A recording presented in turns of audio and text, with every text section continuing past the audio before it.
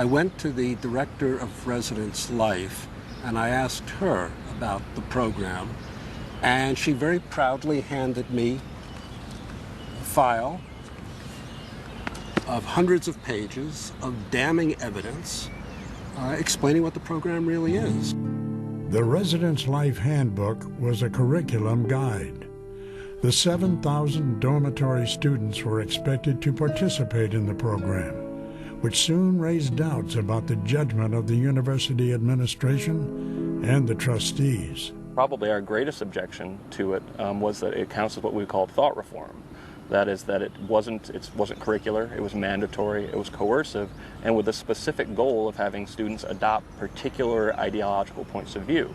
Now, it's even worse that they called it a treatment. Apparently, students at University of Delaware are morally sick, and the only people who can save them are the resident life officials. The program claimed to teach citizenship, which it said was the same thing as sustainability. When you look at the documents that the Residence Life program had, you'll find such things as each student will recognize that systematic oppression exists in our society. Each student will recognize the benefits of dismantling systems of oppression. But this is what they're going to be doing all year long, is just hitting us over the head with this racism stuff, like, oh, you guys are so racist, don't be racist, don't be racist.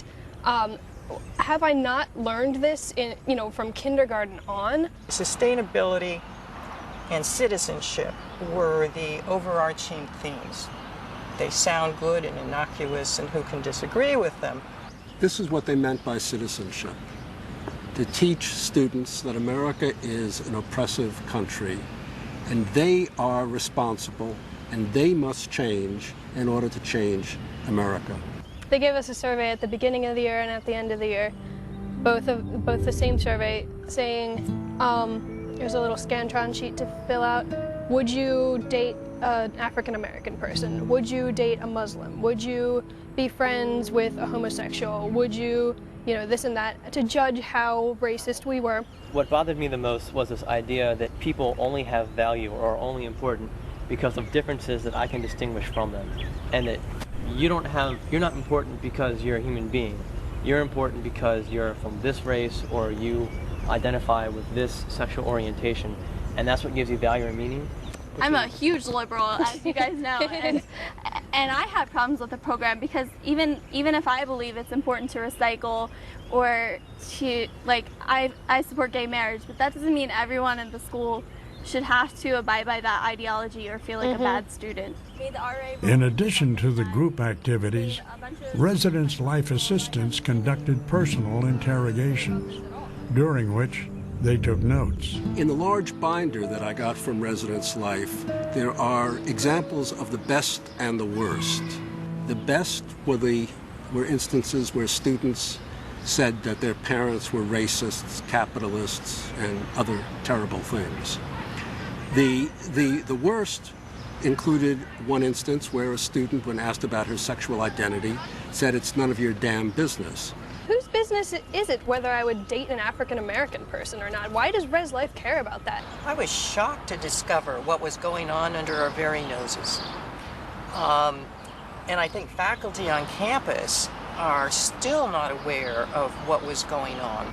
Among the terrible effects of this program, the immediate effects were to intimidate and humiliate students. The long-term effect is to teach conformity, that students should not think for themselves. They should follow the dictates of some authority. Delaware's Residence Life program was eventually suspended by the university's president.